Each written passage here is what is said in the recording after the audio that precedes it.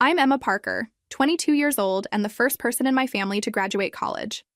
After working multiple jobs for 4 years to pay tuition, my big day finally arrived. But instead of proud parents in the audience, I got a last-minute text, "Sorry, honey, the Anderson Super Bowl party was planned months ago."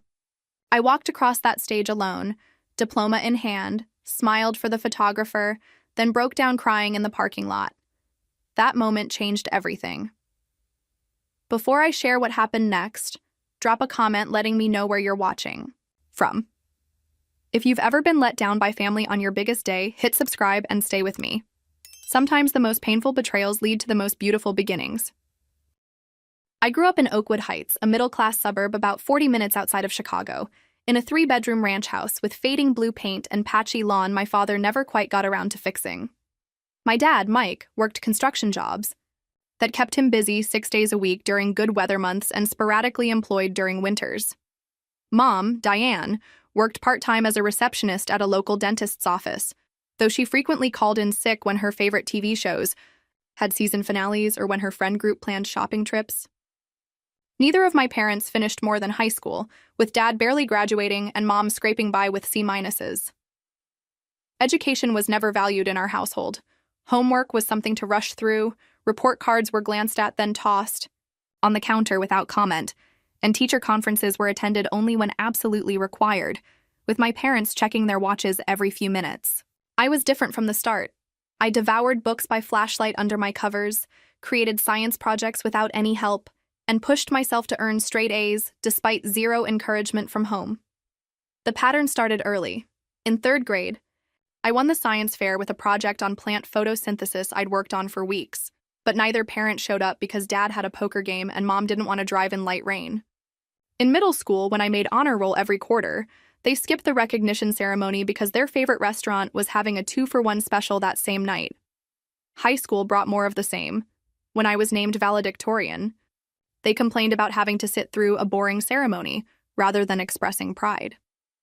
I remember rehearsing my college application essays at our kitchen table while Mom watched reality TV at full volume in the adjacent living room, occasionally yelling at me to keep my voice down. Despite everything, I was determined to break the cycle. I applied to 17 colleges in secret, using fee waivers my guidance counselor helped me find, and when acceptance letters arrived, I hid them in a shoebox under my bed. The day Northwestern University offered me a partial academic scholarship was the first time I allowed myself to truly hope. I rehearsed how I'd tell my parents for hours, practicing responses to their inevitable skepticism. That night, I announced my acceptance over dinner, explaining how the scholarship would cover 60% of tuition. Dad kept eating his meatloaf, barely looking up. College is a waste of money. My buddy's son went for 2 years, and now he's managing the same grocery store he could have worked at right out of high school. Mom at least pretended to be happy, though her first question was whether I'd be commuting so I could continue helping with housework. I spent the next 3 months convincing them college wouldn't bankrupt us, researching student loans myself, applying for every scholarship I could find, and promising I'd work part-time throughout. When move-in day came, Dad helped load my few belongings into our aging minivan, but complained about gas prices the entire 2-hour drive. Mom reminded me 4 times not to waste money on university-branded clothing, because regular clothes are the same thing without the logo. They dropped me off at my dorm with a quick hug and were gone before I'd finished paperwork at the check-in desk, eager to beat weekend traffic back to the suburbs. Standing in my empty half of the dorm room, that August afternoon, I promised myself I'd make every sacrifice worth it. Those 4 years at Northwestern tested every ounce of my determination. First semester freshman year hit like a tidal wave. The academic rigor was beyond anything I'd experienced, with professors who assigned hundreds of pages of reading, weekly and expected thoughtful participation from everyone. Within 2 weeks, I secured a job at the campus cafe, working 30 hours weekly while carrying a full course load. My schedule became a military operation. Classes from morning until mid-afternoon, cafe shifts until closing, then studying until 2 a.m. in the library before starting again. My roommate Lily, a business major from Seattle with emerald green highlights in her dark hair, initially thought I was antisocial until she realized I simply couldn't afford downtime. "You work harder than anyone I've ever met," she said one night, finding me half asleep over economics textbooks. She became my first real friend there, forcing me to take occasional study breaks and leaving encouraging sticky notes on my desk during finals week. I joined a study group with 3 other scholarship students: Jamal, a pre-med student who memorized flashcards on the bus; Tina, a future engineer who could explain calculus concepts like she was telling an interesting story; and Vince, an Bao, accounting major who organized our weekly meetups with color-coded schedules. We bonded over shared financial anxieties and celebrated each other's small victories. My parents rarely entered this new world. During freshman year, I called home weekly, eager to share my experiences. When I excitedly told Mom about acing my first university-level economics exam, she interrupted with a 10-minute story about neighborhood gossip. Dad's responses to my academic achievements were typically, "That's nice," or "Don't let it go to your head." Their questions focused exclusively on whether I was spending too much or if I could send money home for unexpected car repairs. By sophomore year, our calls dwindled to monthly checkups that left me emotionally drained. I added a second job as a research assistant for Professor Bennett in the economics department, which meant transcribing interviews and organizing data 20 hours weekly on top of my cafe shifts and coursework. I subsisted on cafe leftovers and ramen noodles, calculating the exact minimum grocery budget to avoid malnutrition. Junior year, despite my schedule, I joined the First Generation College Students Association, eventually becoming its treasurer. We organized networking events and created a mentorship program, pairing freshmen with upperclassmen who understood their unique challenges. Through bloodshot eyes and perpetual exhaustion, I maintained my GPA above 3.8, making the dean's list every semester. My parents visited campus exactly twice in 4 years, once during freshman orientation because it was required, and once sophomore year when they were driving through Chicago to visit my dad's cousin.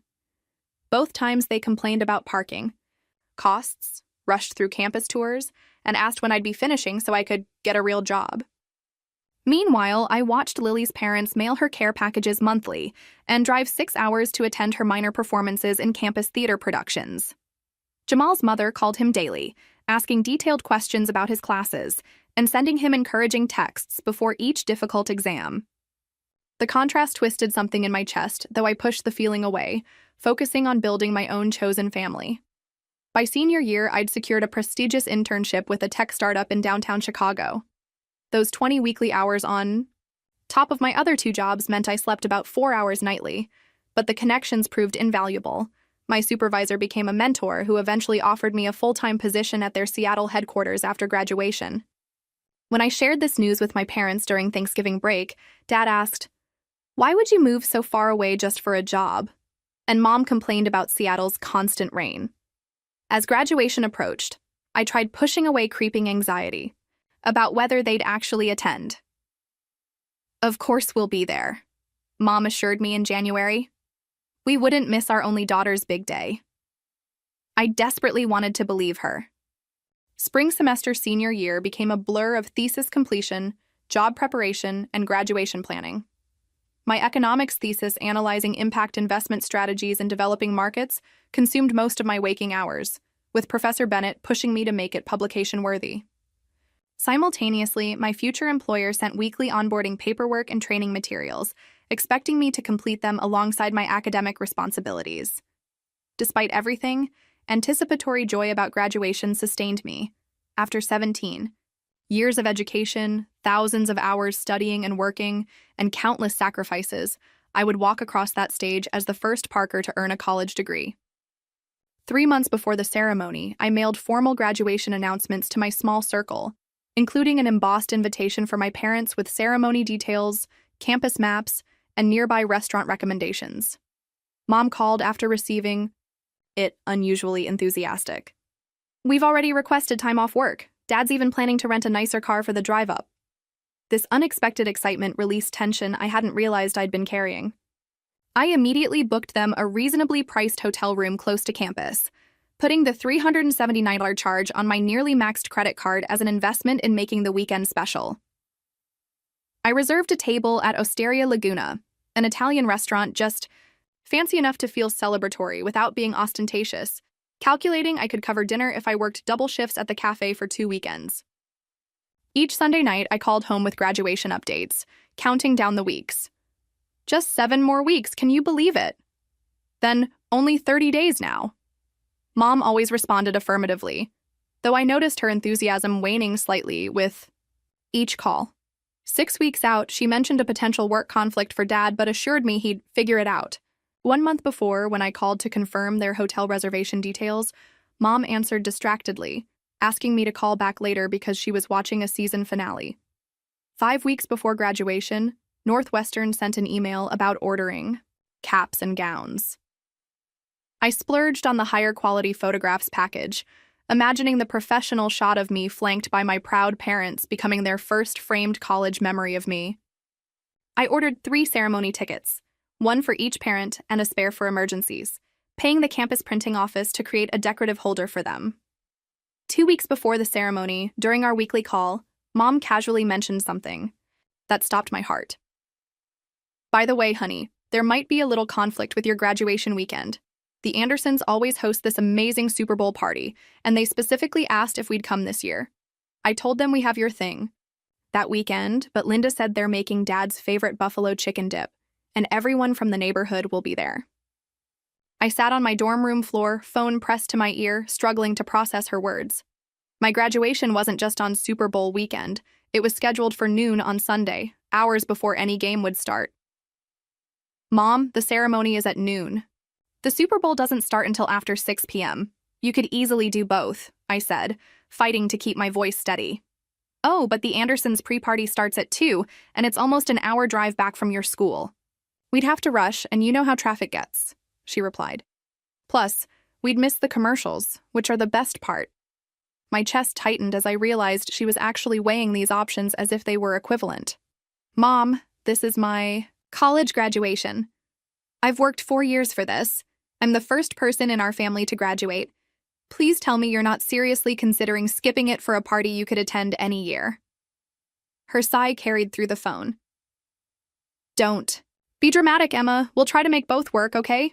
Let me talk to your father and figure something out. That night, I barely slept, staring at the ceiling as anxiety gnawed at my stomach. The week before graduation, I texted daily confirmation requests, receiving increasingly delayed and non-committal responses. I picked up my cap and gown, running my fingers over the smooth fabric while blinking back tears in the campus store. I confirmed my restaurant reservation, reducing it from 4 people to possibly 3.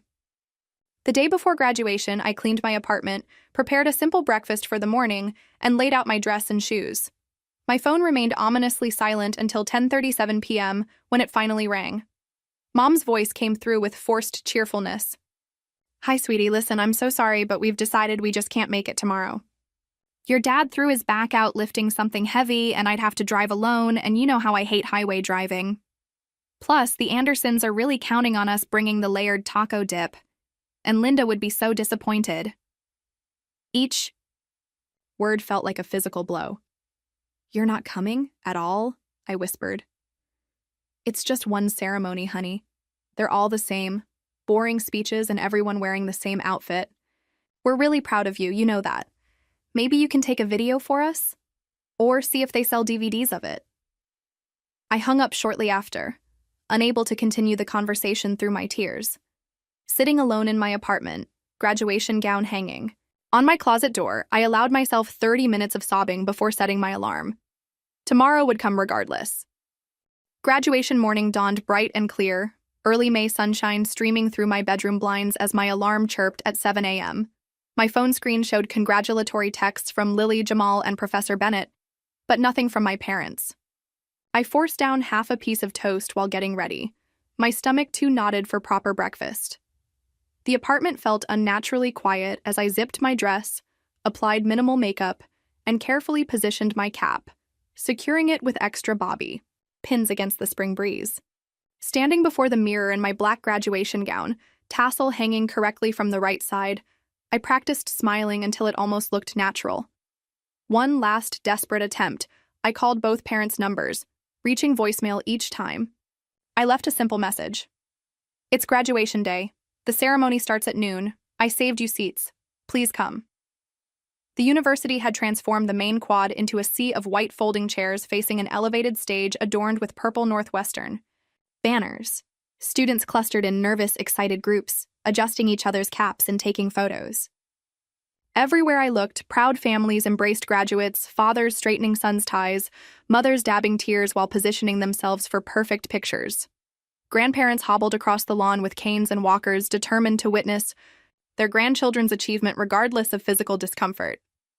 Siblings wore t-shirts with graduates' faces printed on them, holding handmade signs and flower bouquets.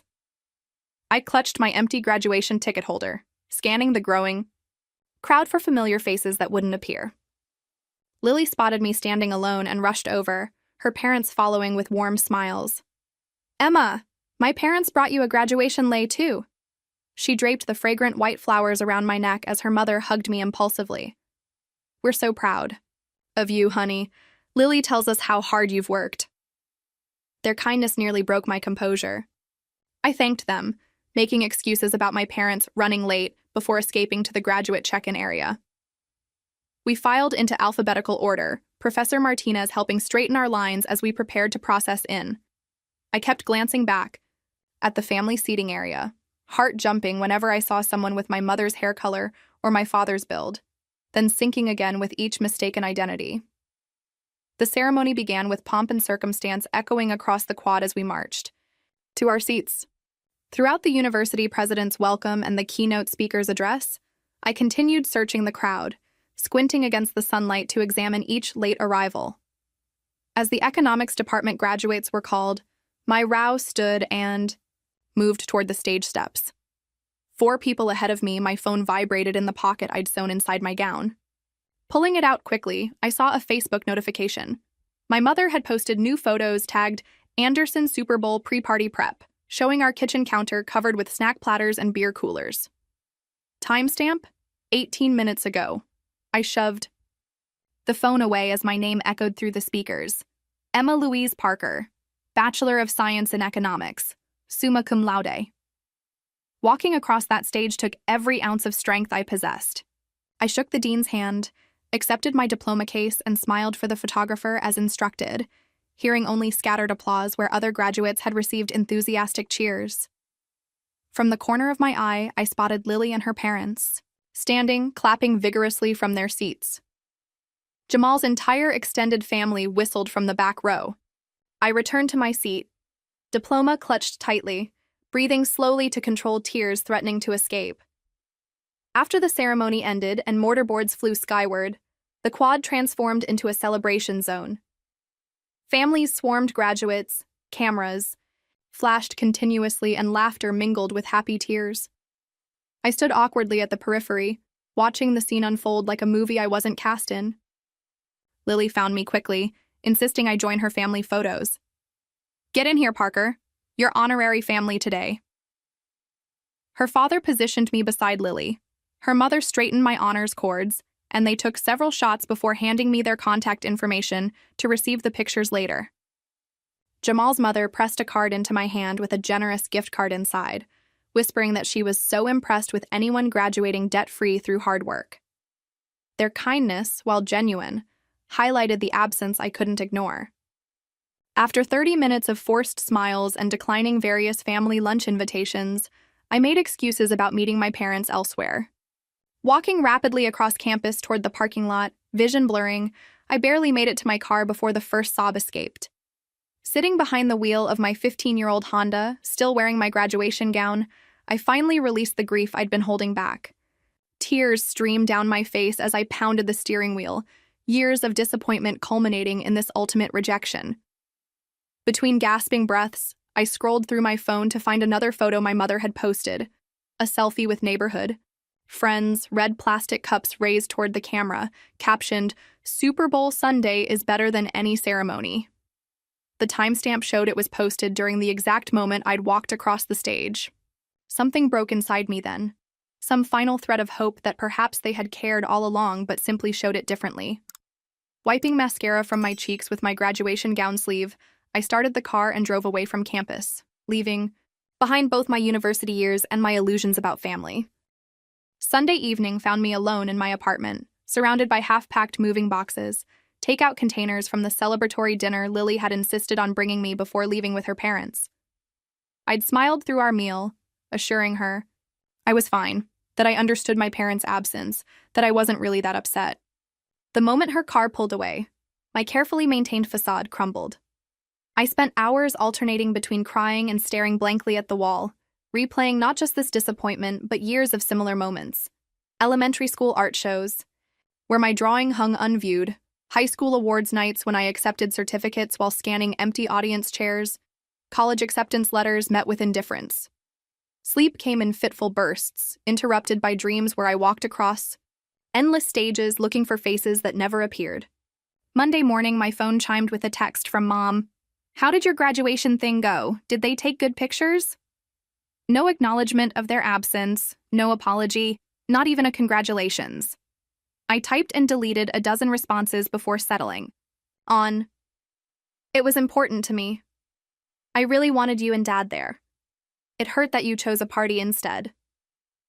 Her response came quickly. "Don't be so sensitive. These ceremonies are all the same anyway. Your cousin Becky skipped her own graduation because they're so boring. It's just walking across a stage, not like you performed brain surgery." Anyway, the party was really fun. The Andersons had this amazing 7-layer dip. I set my phone down, too emotionally exhausted to explain why her response deepened rather than healed the wound. Tuesday and Wednesday passed in a blur of apartment cleaning, donation sorting, and job preparation. My parents didn't call, and I lacked the energy to reach out. On Thursday afternoon, 3 days after graduation, my phone displayed my father's number, the first time he'd called directly in months. A small, foolish hope flickered in my chest. Perhaps they'd realized their mistake. Maybe they were finally calling to apologize, to acknowledge the milestone they'd missed. I answered with cautious optimism. "Hi, Dad." "Hey, kiddo," he replied, using the childhood nickname that had once made me feel special. "Your mother and I were talking, and we wanted to check in on you. Getting all settled with that new job?" The conversation started normally enough. Surface-level questions about my apartment, when I'd be moving, whether Seattle weather would bother me. I began to relax slightly, telling myself perhaps this was their way of making amends. Then came the pivot I should have anticipated. "So listen, Emma. The real reason I'm calling is we've got a bit of a situation at home. The dishwasher flooded the kitchen floor yesterday, and when the plumber came, he found all kinds of issues with the pipes. Turns out we need about $3,000 worth of repairs, and our credit cards are maxed out right now." The familiar sinking feeling returned to my stomach as he continued. "We figured since you'll be starting that fancy job soon, maybe you could help your old man out with a loan. You can probably get one of those low-interest graduate loans or something, right?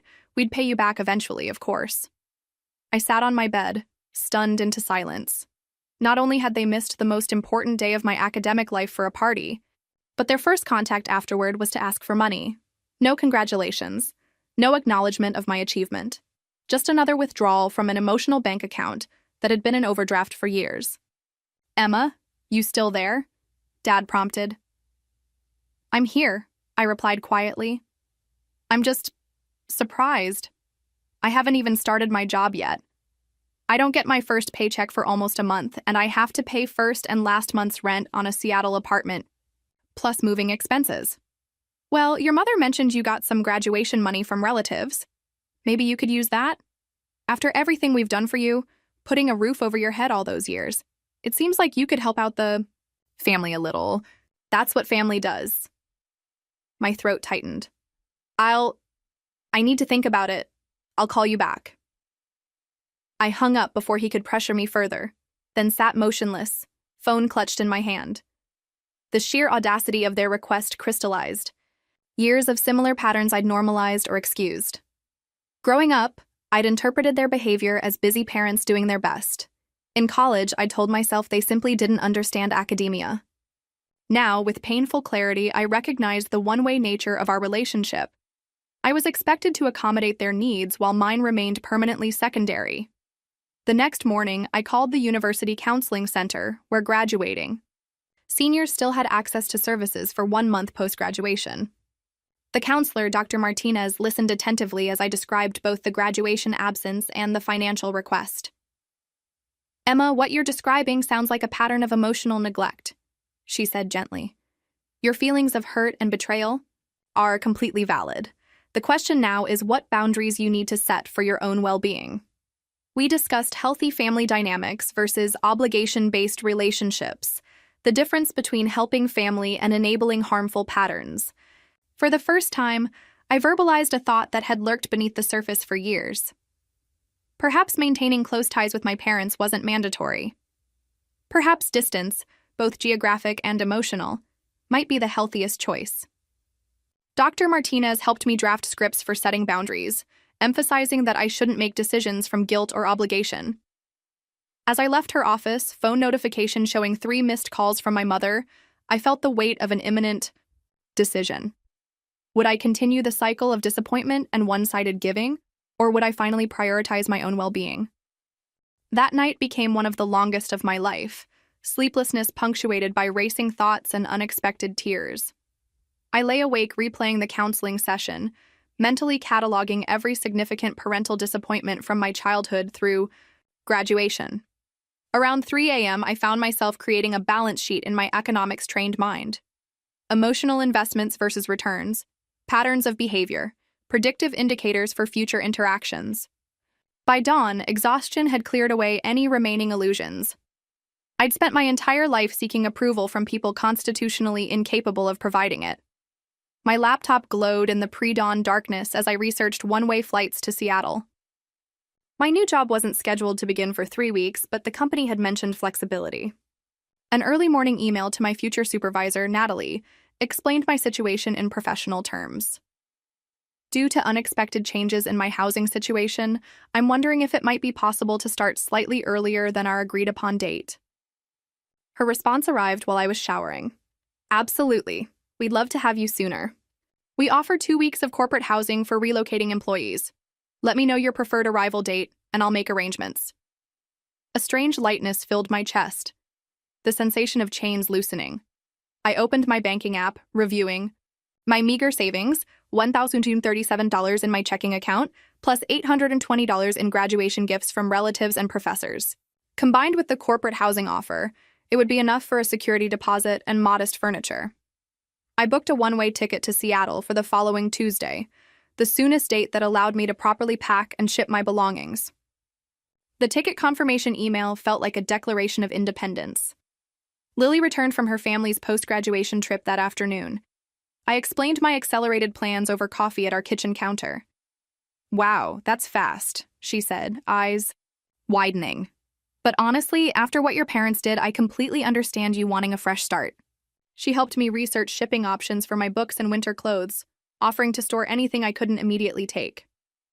"What about your parents?" she eventually asked. "Have you told them?" I shook my head. "I'm going to text them once. Everything's finalized. I'm not ready for another phone call right now." That evening, I composed the hardest message I'd ever written. "Mom and Dad, I've decided to move to Seattle next week to start my new position earlier than planned. I'm not in a financial position to help with the house repairs. I need some space to process everything, including your absence at graduation. I'll send my new address once I'm settled." Their response came within minutes, my mother calling. Repeatedly, my father sending increasingly agitated texts. "This is how you treat family? After everything we've done for you? You're being selfish and ungrateful." The final message struck deepest. "If you leave like this, don't expect us to welcome you back when that job doesn't work out." For the first time, their words didn't devastate me. Instead, they confirmed I was making the right choice. I silenced notifications from their numbers and focused on packing, sorting through 4 years of college life, deciding what deserved space in my new beginning. The weekend passed in a flurry of activity, donating furniture to incoming international students, shipping 8 boxes of books and winter clothes, cleaning my apartment to ensure full security deposit return. Lily and our friend group organized an impromptu goodbye dinner Sunday night at our favorite pizza place. "To Emma," Jamal toasted, raising his soda glass, "who's brave enough to chase her dreams 3,000 miles away." Tina presented me with a Seattle guidebook, each friend having marked their recommended spots in different colored highlighters. Vince had created a detailed spreadsheet of Seattle neighborhoods with cost of living comparisons. These people, who'd shown up for my presentations, celebrated my achievements, supported my challenges, represented what real support looked like. That night, as I prepared to sleep on a borrowed air mattress in my empty bedroom, I unblocked my parents' numbers long enough to send one final message. I'm leaving Tuesday morning. I need time and space to build my own life. I'll reach out when I'm ready. Then I turned off my phone completely, unwilling to let their response affect my resolve. Monday brought final errands, closing my local bank account, picking up my official diploma from campus administration, getting a haircut for job interviews. I walked through campus one last time, saying goodbye to classrooms where I'd discovered my academic passion and the library corners where I'd studied through countless nights. Standing before the economics building, I silently thanked Professor Bennett for believing in my potential when I'd barely believed in myself. Making a run for it, huh? The voice behind me belonged to Professor Bennett herself, campus coffee in hand, observing me with knowing eyes. Starting fresh, I corrected, managing a smile. Seattle's lucky to get you, Parker. I've recommended plenty of students to companies over the years, but few with your determination. She handed me her business card with a personal email written on the back. Keep in touch. I expect great things. Her simple acknowledgement of my worth felt more validating than any recognition my parents could have offered. Tuesday morning arrived with unexpected clarity. I woke before my alarm, packed my remaining possessions into 2 suitcases, and called a rideshare to the airport. As the car pulled away from my apartment building, I didn't look back. The university campus, the coffee shop where I'd worked, countless shifts, the economics building where I'd discovered my passion, all receded in the rear window. Ahead lay uncertainty, yes, but also possibility unshackled from expectations I could never meet. My phone remained off until I reached my gate at O'Hare Airport. When I finally powered it on, dozens of notifications appeared, mostly supportive, messages from friends, but also several missed calls from my parents. I deleted their voicemails without listening. As boarding began for my flight to Seattle, I posted a simple social media update. Today marks the beginning of a new chapter, Seattle bound. The accompanying photo showed only my hand holding my boarding pass, engagement ring conspicuously absent from my finger. I'd returned it to Jason 3 days earlier, another difficult but necessary unburdening. As the plane accelerated down the runway, I felt myself lifting not just physically but emotionally, rising above patterns too deeply entrenched to change, soaring toward a horizon where I could finally define success on my own terms. The plane touched down at SeaTac Airport under typical Pacific Northwest skies, pearlescent gray clouds occasionally parting to reveal stunning mountain views before closing again like theater curtains. With just 2 suitcases containing my most essential belongings, I navigated to ground transportation feeling strangely unburdened. My company-arranged car service driver held a sign reading, Parker Technovate Inc., the first time I'd seen my name displayed with professional recognition. The driver, Amara, chatted amiably during our 40-minute journey downtown, pointing out landmarks and offering practical tips about Seattle living. First time in the city? She asked, meeting my eyes in the rearview mirror. First time starting? Completely fresh, I replied, watching raindrops race down the window glass. The corporate apartment exceeded my expectations. A furnished studio on the 15th floor of a downtown high-rise with floor-to-ceiling windows overlooking Elliott Bay. The kitchenette contained basic cookware and a welcome basket with Seattle, coffee, artisan chocolate, and a handwritten note from Natalie. Welcome to Seattle and Technovate. Can't wait to have you on board. I spent that first evening unpacking my limited possessions and watching ferries cross the water against the backdrop of a spectacular sunset that painted the sky in gradient shades of orange and purple. My phone occasionally lit up with texts from college friends checking on my arrival, but nothing from my parents since I'd blocked their numbers before departure. The silence felt simultaneously liberating and terrifying. My first day at Technovate began with new hire orientation, where I met 4 other recent graduates joining various departments. The company culture immediately struck me as different from previous workplaces. The CEO personally welcomed each new employee, sharing the company's origin story and vision with genuine enthusiasm. My department manager, Corinne, spent an hour discussing my role as a financial analyst, emphasizing growth opportunities rather than just immediate responsibilities. My desk featured a small welcome pack with company-branded items and a list of lunch spots within walking distance. First week tradition, new hires don't eat alone, explained Jordan, a fellow analyst who joined the company 6 months earlier. Tall with curly black hair and rectangular glasses, Jordan appointed himself my unofficial Seattle guide. Mandatory coffee run at 3 when the afternoon slump hits, he informed me, stopping by my desk precisely at 3 each day that first week. Through Jordan, I met other young professionals in the building. Aisha from marketing, who organized weekend hiking trips. Marcus from IT, who ran a board game night. Deepika from legal, who taught yoga classes Saturday mornings. I initially declined their invitations using apartment hunting as my excuse, but Jordan persisted. Seattle's a hard city to crack socially, he warned over Friday lunch. Rain keeps people indoors half the year. If you don't make connections now, winter gets lonely. Recognizing wisdom in his warning, I joined their Saturday exploration of Pike Place Market, discovering food stalls and artisan shops while learning Seattle's intricate neighborhood geography. My temporary housing arrangement gave me 2 weeks to find permanent accommodation. Evenings and the first weekend became dedicated to apartment hunting in neighborhoods Jordan had recommended. Capitol Hill attracted me with its vibrant energy and walkability, though prices initially seemed daunting. A stroke of luck came when Deepika mentioned her building had a vacancy. A small one-bedroom in a 1920s brick building with character details like crown molding and hardwood floors. The location allowed me to walk to work, saving transportation costs, and the landlord proved flexible on deposit timing when I explained my new job situation. Moving in required creative budgeting. I purchased only essential furniture from secondhand stores and discount retailers, creating a spare but functional space that felt entirely mine. My parents' attempts at contact continued sporadically. Text messages alternating between guilt tactics, "Can't believe you'd abandon your family like this," and financial pressure, "The plumber needs payment by Friday." Each message I read, but didn't respond to, strengthened my resolve. With Dr. Martinez's counseling guidance still fresh, I practiced setting mental boundaries even when physical ones were in place. 1 month into Seattle, life came a significant milestone, my first proper paycheck. The direct deposit notification on my phone represented more than financial compensation. It symbolized independence earned through years of sacrifice and determination. That evening, I walked to a local bank branch and opened both checking and savings accounts, allocating 15% of my income to emergency savings, rather than sending money home as I'd always assumed I would.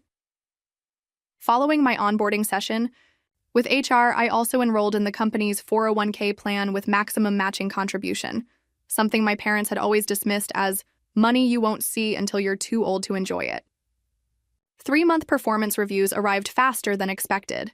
Sitting in Corinne's office, I nervously awaited feedback on my initial projects and analyses. "I'm impressed, Emma," she began, referencing specific reports I'd compiled. "You have exceptional attention to detail while still maintaining big-picture perspective. That's rare in new analysts." The conversation concluded with unexpected news: a small role expansion and corresponding salary adjustment.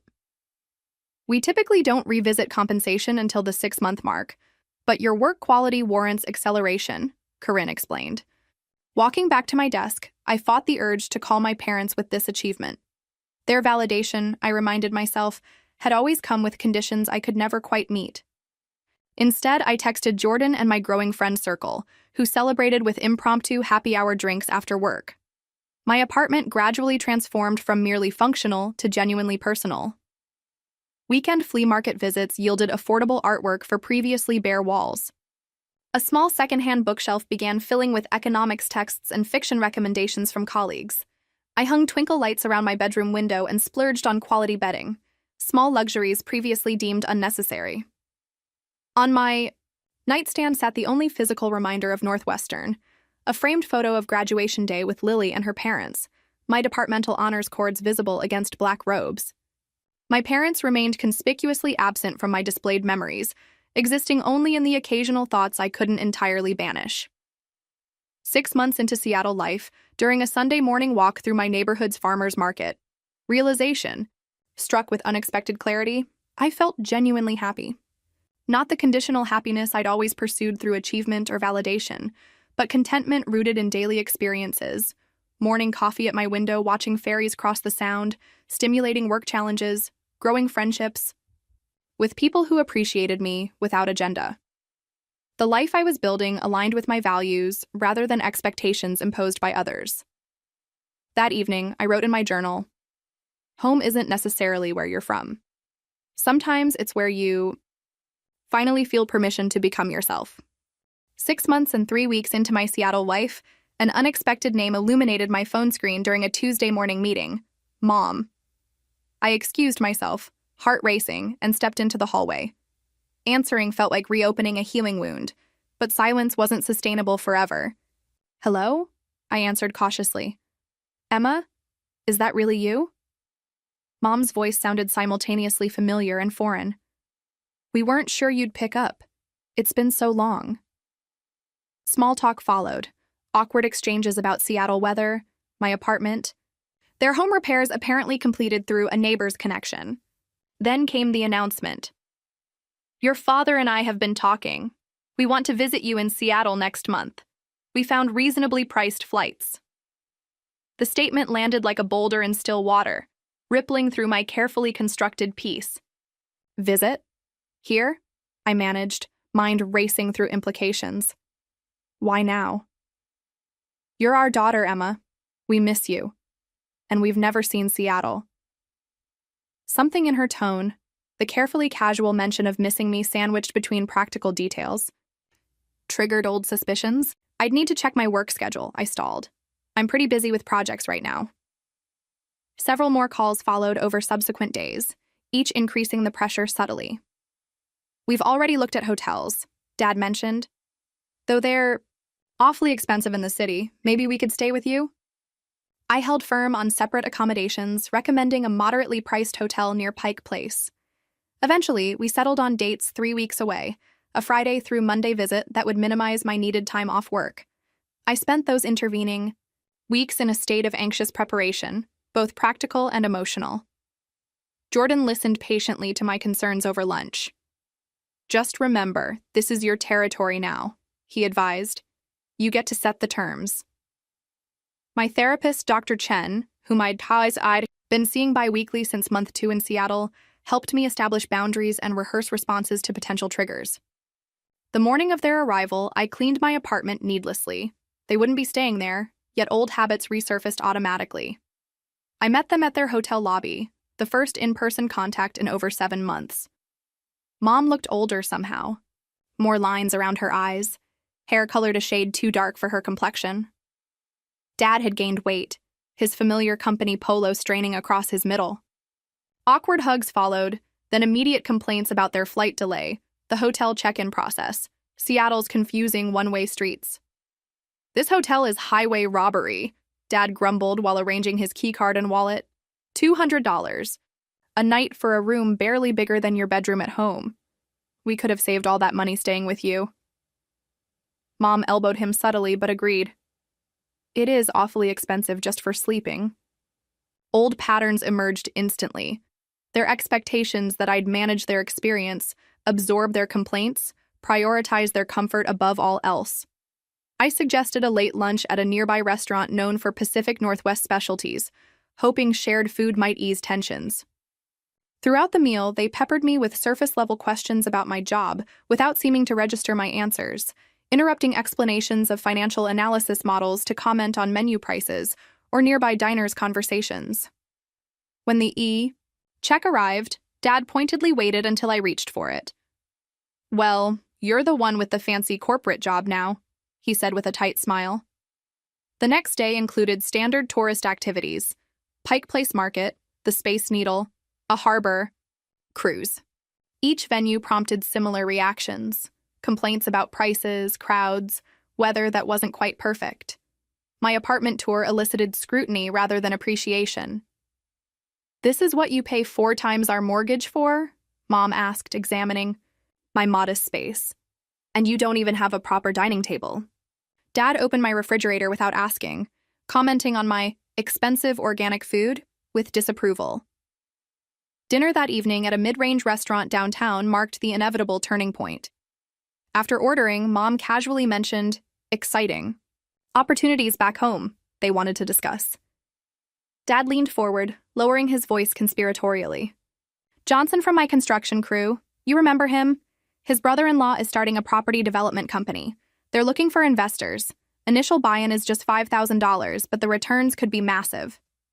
My stomach tightened as he continued. We figured with your financial background, you'd recognize a good opportunity. Plus, you could advise us on the paperwork side. The truth crystallized with painful clarity.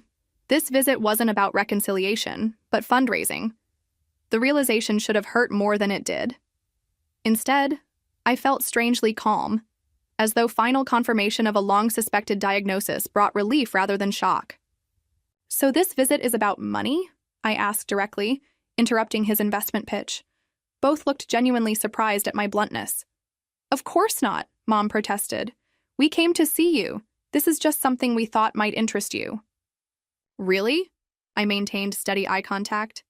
Because you haven't asked a single question about my life here. You haven't commented on my promotion or asked about my friends or shown interest in anything I'm building. But you've complained about prices constantly, and now you're asking for investment money. Dad's expression hardened. That's completely unfair. We flew across the country to see you after you abandoned us without a word. I sent multiple messages before leaving. You missed my college graduation for a Super Bowl party, then immediately asked me for money. Saying these truths, aloud in a public place, felt simultaneously terrifying and liberating. We're your parents, Mom hissed, glancing around to ensure neighboring tables couldn't hear. You owe us respect, if nothing else. Respect is earned, I replied quietly. It requires mutual consideration. I respect myself enough now to recognize when I'm being used. Dad pushed back his chair abruptly. If that's how you feel about family, maybe we made a mistake coming here. I nodded slowly. Maybe you did. I signaled the waiter for the check, paid it without discussion, and walked out into the rainy Seattle evening alone. Back in my apartment, shaking with adrenaline, I received a barrage of text messages. How dare you embarrass us like that? After everything we've sacrificed for you. The final message held familiar, manipulative weight. We need a ride to the airport tomorrow morning since we can't afford Seattle's outrageous taxi prices. My response was simple. There's a light rail station 3 blocks from your hotel that goes directly to the airport. It costs $3.25 per person. I silenced notifications afterward, made myself tea, and stood at my window watching fairy lights cross the darkened Sound. The next morning, my parents checked out a day early, sending a final message that they were changing their flights to return home immediately since, clearly, you don't want us here. No contact followed for several weeks, the longest complete. Silent since my move. When my mother finally texted again with a terse, "We arrived home safely despite the inconvenience," I responded with equal brevity. "Glad you arrived safely." That exchange marked a turning point. Not the reconciliation they'd potentially envisioned, nor the complete severance I'd occasionally considered, but a distant relationship conducted on new terms. The visit, painful as it was, had clarified something essential. I could acknowledge my parents as part of my history without allowing them to determine my future. Exactly 1 year after graduation, I celebrated by taking a solo day trip to Mount Rainier National Park. The timing felt significant. 12 months since walking across that stage alone. 12 months of building independence 3,000 miles from where my story began. The mountain revealed itself intermittently through cloud breaks as I hiked the Skyline Trail, its massive presence simultaneously humbling and inspiring. Sitting on a rock outcropping overlooking vast wilderness, I reflected on my journey. Not just geographic relocation, but emotional evolution. The weekly therapy sessions with Dr. Chen had gradually tapered to bi-weekly, then monthly check-ins. Through her guidance, I'd begun unpacking childhood patterns of seeking approval from sources constitutionally incapable of providing it. The hardest grief, she'd explained during one particularly breakthrough session, isn't losing what you had, but losing what you never had, and finally accepting you never will. This concept, mourning the supportive parents I'd never actually had rather than the real ones I'd left behind, shifted something fundamental in my healing process. I'd built a chosen family in Seattle that constantly surprised me with its genuine support. Jordan had become my closest friend, introducing me to hiking groups and music venues, helping me navigate Seattle's social landscape. My technical mentor at work, Prisha, regularly invited me to family dinners where her children showed me their schoolwork with the same enthusiasm my parents had never shown for mine.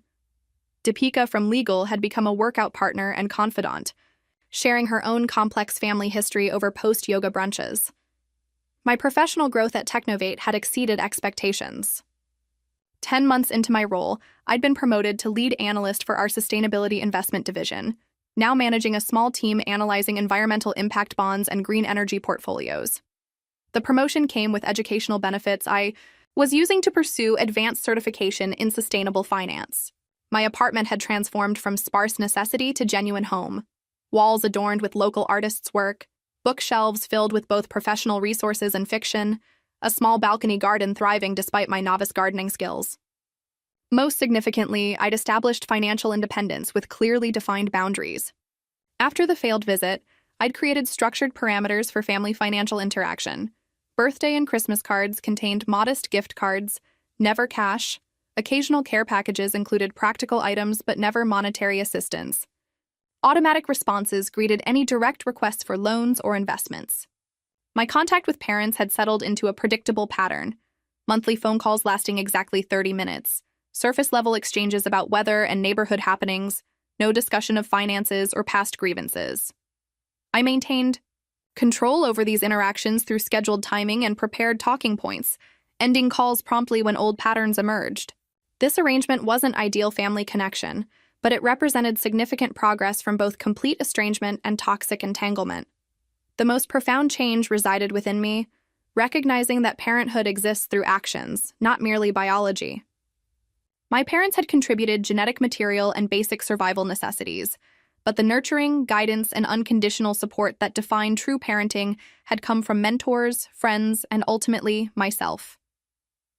Sitting on that mountainside, watching eagles soar on thermal currents, I acknowledged the complex truth that setting boundaries wasn't selfishness, but self-preservation. The graduation photos finally displayed on my bookshelf weren't the family portraits I'd once imagined, but images with Lily's family and my economics professors, people who'd shown up not from obligation, but genuine care. A year into my Seattle life, I'd begun paying forward the support I'd received by mentoring first-generation college students through a local nonprofit. Meeting monthly with Seattle area teens navigating college applications without family guidance, I shared practical advice about scholarships, work-study balance, and financial aid forms. More importantly, I offered living proof that family limitations needn't determine future possibilities. Sometimes the families we're born into aren't equipped to nurture our particular dreams, I told Marissa, a brilliantly talented young artist whose parents discouraged her creative pursuits. That doesn't mean your dreams aren't valid or achievable. Mountain shadows lengthened as afternoon progressed toward evening. I packed my hiking gear and began the descent, each step reinforcing a truth I was still learning to fully embrace. Sometimes the most loving choice in a relationship is distance. Space that allows both parties to be authentic, rather than perpetuating harmful patterns. The weight I'd carried wasn't just expectations I couldn't meet, but the exhausting performance of pretending those expectations were reasonable. Relinquishing that burden hadn't just allowed me to walk away, it had given me wings to soar toward authentic connection and purpose. As I drove back toward Seattle, sunset painted Olympic mountains in gold and purple against darkening sky. My phone contained 3 missed calls from my mother about a neighbor's new fence encroaching 6 inches onto their property. Tomorrow I would return that call, maintaining the boundaries that protected my hard-won peace while still acknowledging our connection. Tonight, however, belonged to celebration. 1 full year of choosing myself, 1 full year of building. A life aligned with my values rather than defined by others' limitations. That night, standing on my small balcony watching fairy lights cross Puget Sound, I posted my first graduation photo publicly. Me in cap and gown with Lily's family, genuinely smiling despite red-rimmed eyes. The caption read simply, "1 year later, I understand that sometimes walking alone across a stage isn't failure, but the first step toward finding your true path." Have you ever had to make a difficult choice between family expectations and your own well-being? I'd love to read your stories in the comments below. Remember, sometimes the bravest thing isn't staying. It's having the courage to walk away from situations that continually hurt you, even when those situations involve people you love. Please like this video if my story resonated with you, subscribe for more real-life journeys, and share with someone who might need permission to prioritize their own healing. Thank you for walking this path with me today.